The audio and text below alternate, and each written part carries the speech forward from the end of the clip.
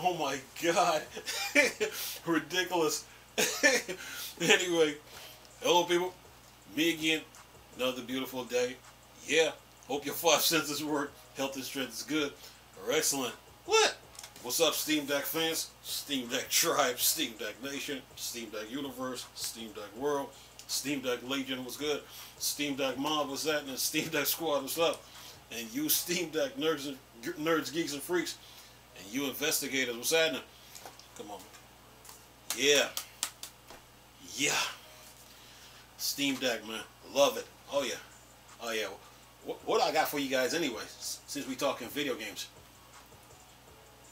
Anyway, what do I got? Oh, speaking of which, okay.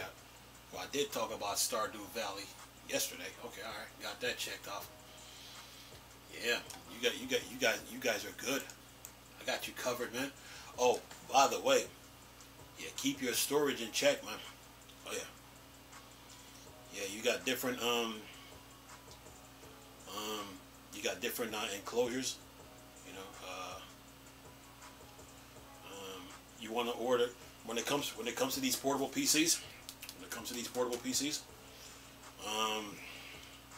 you want to order like a USB-C USB-C to USB-C like a six port 456 port hub, and it comes with its home charger. Now what you do, you take that and probably connect it to the Steam Deck, but then you get a another enclosure now. That's for the M.2 for the solid state drives, and you take that enclosure now and connect it to the hub, and that way you can use it on the Steam Deck. Oh yeah, and please get some SD cards. Updates are like this coming in. Updates. Oh yeah. Day by day, week by week. Oh yeah. And of course you got them. Of course you got them weekend PC weekend PC deals. Oh yeah, yeah, yeah. Keep your storage in check, man. Oh yeah, keep your storage in check on the Steam Deck, the ANEO 1X GPD, Logitech, Odeon, Oxo, Lenovo, Asus ROG. Oh yeah, MSI Claw. Oh yeah, keep your storage in check, man, because updates are like this. And then you got the spring sale, the summer sale, autumn sale, winter sale to deal with, man. Oh yeah. This thing? Yeah, love it. Anyway, man, yeah, what do I got for you guys anyway? Speaking of which, speaking of updates, what do we got? What do we got? All right.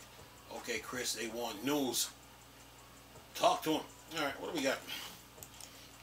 Got to keep you Steam Deck fans up to date. You know me. When I started this YouTube thing, I was just trying to find a niche, find something that I can latch onto, and I'm like, all right. And I was covering the Steam Deck before this thing even came out. Oh yeah.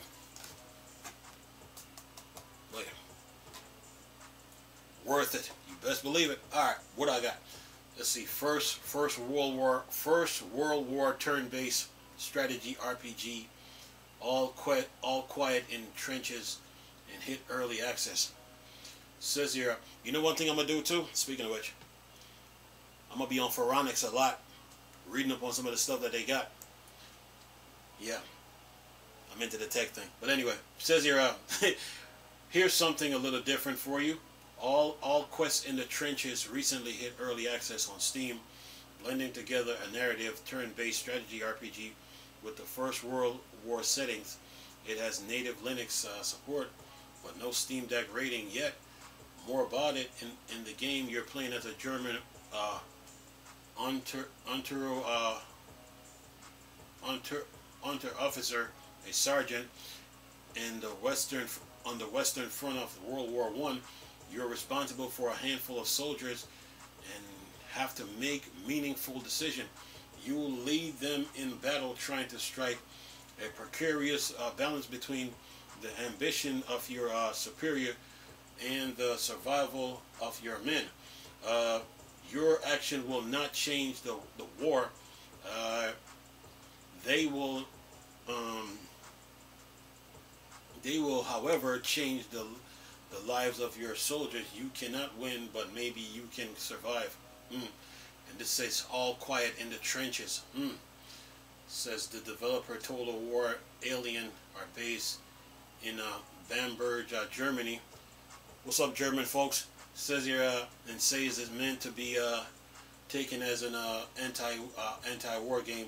They plan to keep it in early access for 1-2 years as they expand it to cover up to the end of the war in 1918, with currently having 1915 and 1916. Yeah, all quiet in the trenches, huh? All right. It's a strategy RPG. Oh yeah, quiet in them trenches, huh? All right. What else I got for you little Steam Deck fans? You know, I know you guys are having fun with the Steam Deck, man. I know your library is bigger than mine, so but I ain't jealous though. No worry, mine's will grow one day. Hips, you're joking. It says here, IDOS Montreal cut nearly 100 staff with the new Deus Ex reportedly canceled. I seen this article yesterday, but I said, I'll wait till today and I'll cover it. It says hope for a new Deus Ex have been dashed, with the Embracer Group owned IDOS Montreal confirming that they've cut 97 people go as a mass layoff continues. This is just another in a long list of developers and publishers cutting staff and canceling projects. All the while, Embracer Group tries to reduce their costs. It's also another in a long list of industry-wide layoffs. Yeah, it says here, for the last 17 years, our team at IDOS have worked on some of the most beloved brands in the industry, combining deep storytelling, innovation into unique games. We have created a memorable, multi-awarded experience that we are proud of, and we know our team members have put their heart and soul into all of them. The global economic context, the challenges of our industry, and the comprehensive restructuring announced by Embracer have finally impacted our studio. Difficult decision has made to let go 97 people from development teams, administration, support service. We are working to support all impacted personnel through this transaction.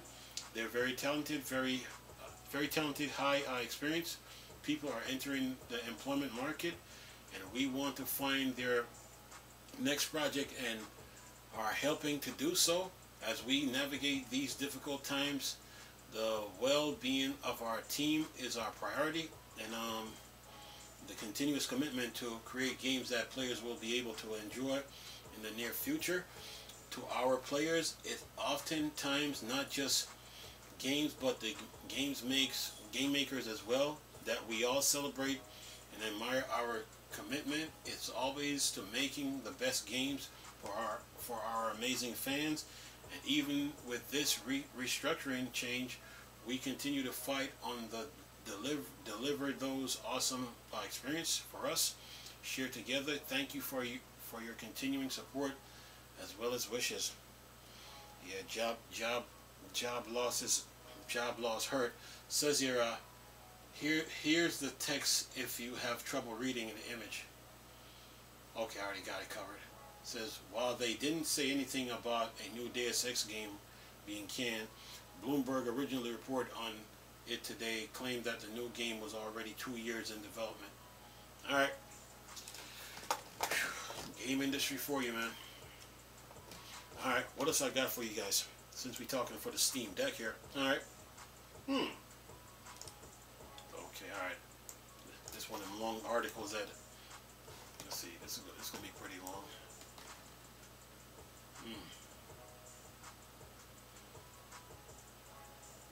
No. Alright. Next one. Look at the next article. Let's see here. Okay, Proton hotfix. Get updated for Tekken 8 online play on Steam Deck. Uh-oh. Yeah. Remember, keep your storage in check on the Steam Deck. Oh yeah. I told you updates are coming in. All right. Okay, Proton hotfix get updated for Tekken 8 online play on Steam Deck Linux. Tekken 8 is the latest fighting game from Bandai Namco, and it's worked pretty great on Steam Deck Linux at release, except for online multiplayer, but that should now be solved. The problem is that online matches would disconnect every time. Valve looked into it, and now a fresh update is available for Proton hotfix that Valve developer Pierre-Luc Griffius mentioned on X. Then it says Twitter says here, image test. A Proton hotfix is now live for Tekken 8 online disconnect issues, and is selected by default for the game. Since it's now set by default, you shouldn't need to do anything but run the game. If previously forced a compatibility option on it, you should unlock the box and let Valve switch it over for you. If you don't see it happening automatically, you can select Proton hotfix yourself in the compatibility option. Where to buy Tekken 8? Humble Store, Steam. Yeah, keep your storage in check on the Steam Deck, man. Oh yeah. All right, let's see here. Okay, what else? What else I got for you? That's Proton. I'll go. Keep the Steam Deck fans moving. All right, what else we got? Let's see. Spec Ops. The line gets delisted on Steam. You can still buy it elsewhere for now. Spec Ops: The Line from Yager 2K has been unexpectedly removed from Steam, as the store page is now delisted, so it won't show up in search, and it can no longer be purchased. It's not clear why it has been.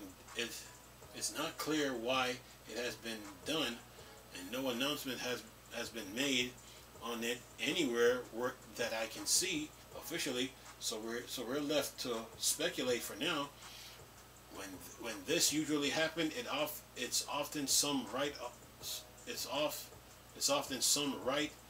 that expired that they don't wish to relicense or update the game to remove it, like music. With Spec Ops, The Line had a fair few big names in, so that quite likely. Says here, while the gameplay wasn't exactly all that special, but what many praised it for was the narrative, as the developer tried to make it more meaningful than of other shooters. For many, it left a lasting impression, so it's a shame if it will eventually be removed from other stores too. For now, at least you can still buy it from GOG as an 80% off and Humble Store. The key likely runs out. So there. So no more no spec up the line. Well, it's delisted. Well, but you still got a chance to get it though, if you're using one of those launchers to get it, whether it's GOG or the Humble Store, So oh yeah, get it while you still can. Okay, all right. Next piece of news. What do we got? The Game Boy homebrew scene alive and well thanks to open source. Game Boy. Anyway. Game Boy homebrew scene alive and well thanks to open source. GB Studios. Alright. Says GB Studios is a free and open source cross-platform game engine that allow you to make fully featured games for the classic Nintendo Game Boy.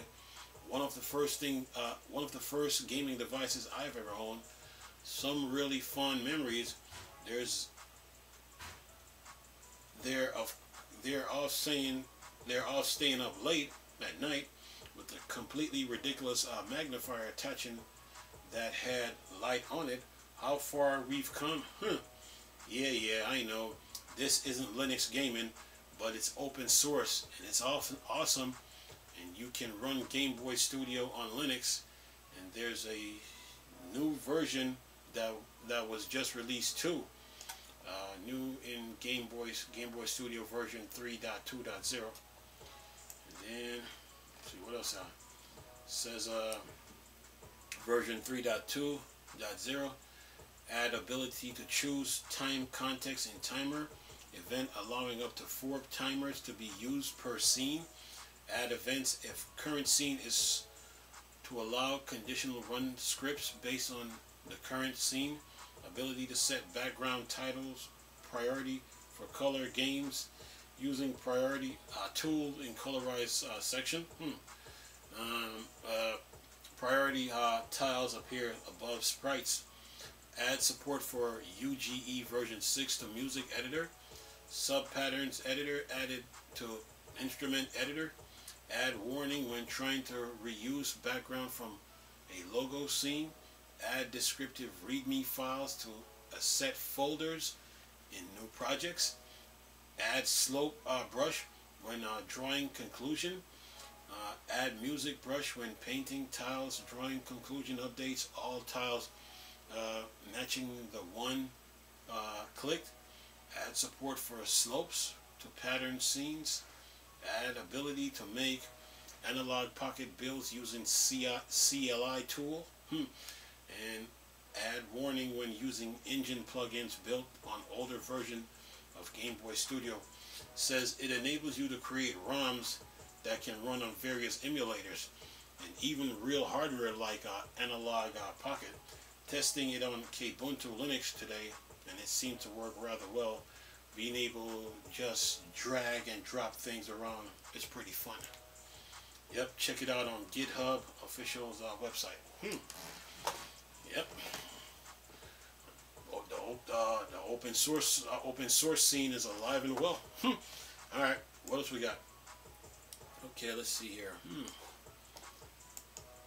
Anything else?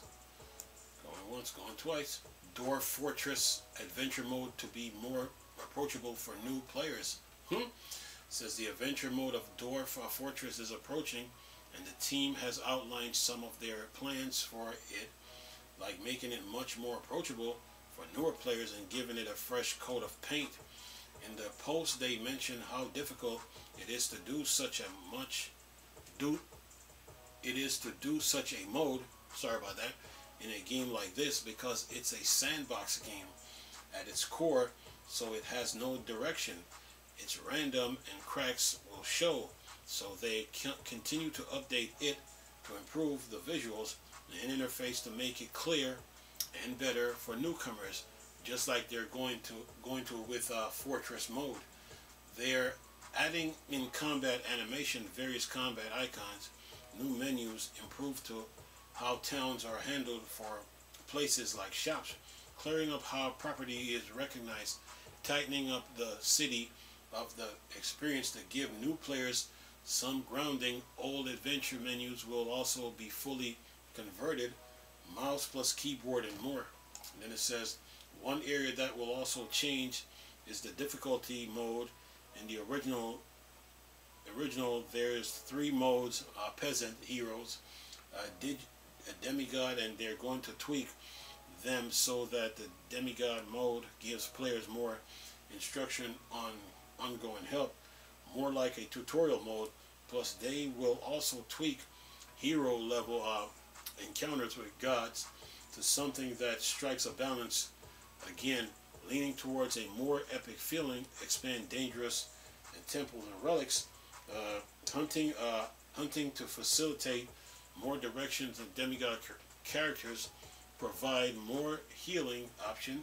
The peasant mode will remain as a sandbox with heroes having mixture and B and in between difficulty. Adventure mode is currently planned to release in April, with a Fortress mode update out soon. When the adventure mode update release, the Fortress mode will also get some additional benefits, like the addition of portraits, a whole new soundtrack, a sitemap visual embarking, and a sitemap visual on embarking. And you can buy it on Humble Store and Steam. Dwarf Fortress, remember, news, deals, games, update. The Steam Deck, it gets updates and they're coming in. There's so many games. There's a lot of games on Steam, and those updates are like this. Yeah, coming in. So yeah, always check your storage, on the Steam Deck. Get a bigger drive, bigger SSD. Oh yeah, you're gonna need it. Bigger SD cards. Yeah. All right. Now, what else we got? Let's see here. Mm-hmm.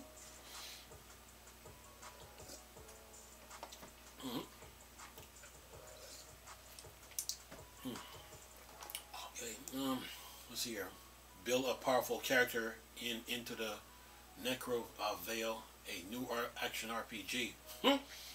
Says here, Into the Necro Veil is a new action RPG from KC Clyde and Tribal Storm that just hit early access, and so far it seems like a really fun time for players that love building up a unique character. Note from Keymailer says being the work of a solo developer is pretty impressive, with 5 different zones to battle through, plus an end game area that gives you runs of increasing difficulty. I could easily see myself spending a lot of hours running through it. Here you're exploring the dark dungeons, taking down all sort of enemies, build up characters. It's all about the items, over 300 of them. Instead of building a character through levels and unlock abilities, you swap around all your items to make a different build, giving you the option to experiment easily and change your entire build whenever you want.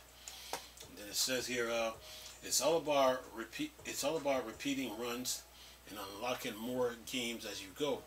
As you enter the first section, you having nothing but your hands, but eventually you will have a ton of different items. The game keeps expanding too as you unlock various different vendors at the safe area. The combat is pretty challenging too and fast. It's really will keep you on your toes in all small rooms as enemies spawn and surround you. Certainly got the blood pumping. The hope mechanic is an interesting one too. You use hope to unlock things, but if you lose much hope, your character will suffer. So it's a constant balancing act here. Into the Necro Veil has native Linux support and seems to work great on my Kubuntu desktop 2310. The Steam overlay didn't work unless I ran it with GameScope, though, which was a little odd.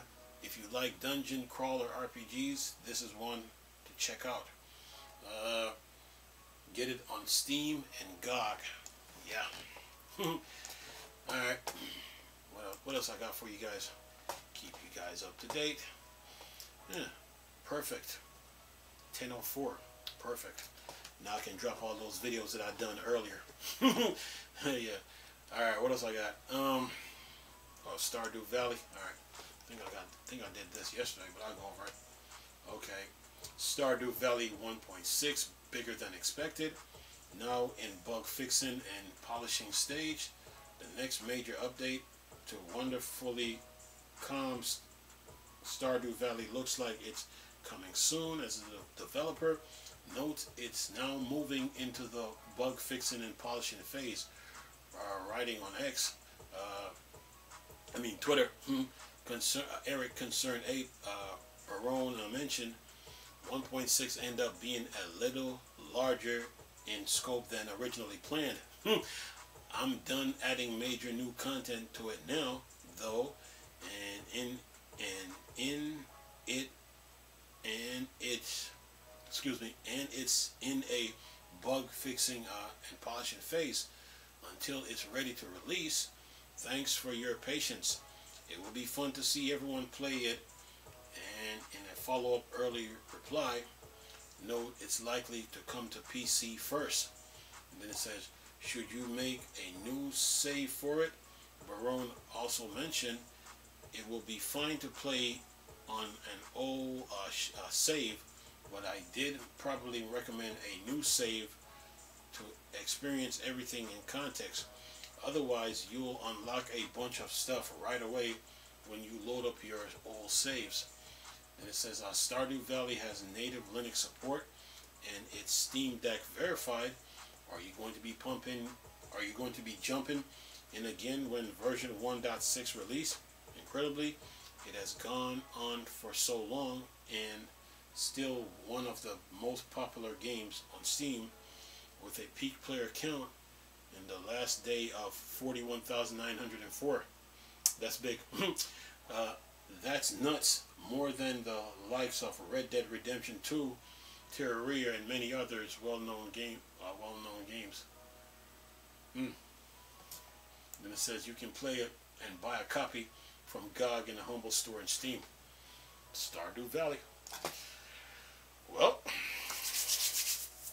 that's the end of the news. Anything else? Let me check. Keep looking here. Got to keep you guys up to date, man. Yeah, it takes, you know what? Based on what I just read, it seems like the update that they were working on got bigger than what they expected, than what they had planned. What they had planned got bigger than what they could imagine. So sometimes updates takes time like that, and as a gamer you have to be patient, you know. So remember these developers, they're humans, you know. They're humans and they have lives, you know. So be patient with them. So it takes time to come out with updates for these games. So, but once they get them completed and done, you can keep playing. You know? So yeah, be patient. You know. But what got me, it said here, what got me down here, it says still one of the most popular games on Steam with a peak player count in the last day of 41,904. That's nuts. More than the likes of Red Dead Redemption 2, Terraria, and many others well-known games. So yeah, games like Stardew Valley have their little group or cult movement, if you want to call it like that. Yeah, so 41,000, that's pretty big. So based on like Barone said, it 1.6 end up being a little larger in scope than originally planned. It gets like that, man. Yeah, that's video games for you. Anyway, alright, what else I got? On the gaming front, keep the ball moving here. Alright. Let's see here. What else we got? Anything? And Pal World is just going crazy. Valheim Discord has been hacked and now is locked down.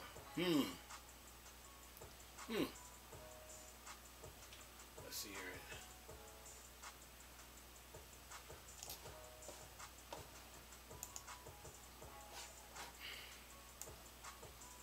Valheim Discord has been. Let me see if I can get this. The Valheim Discord has been hacked and now is locked down.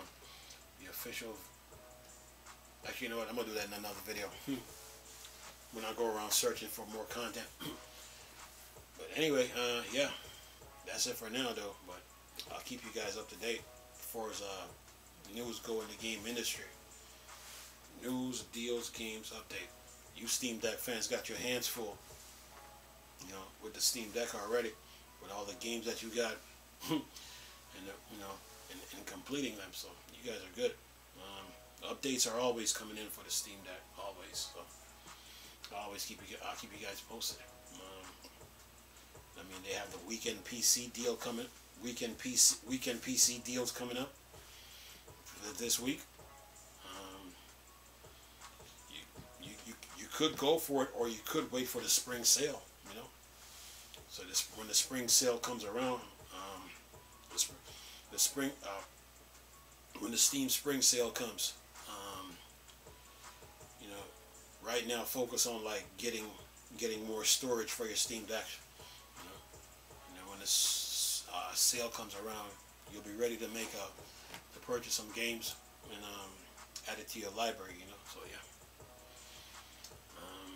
and then go on from there.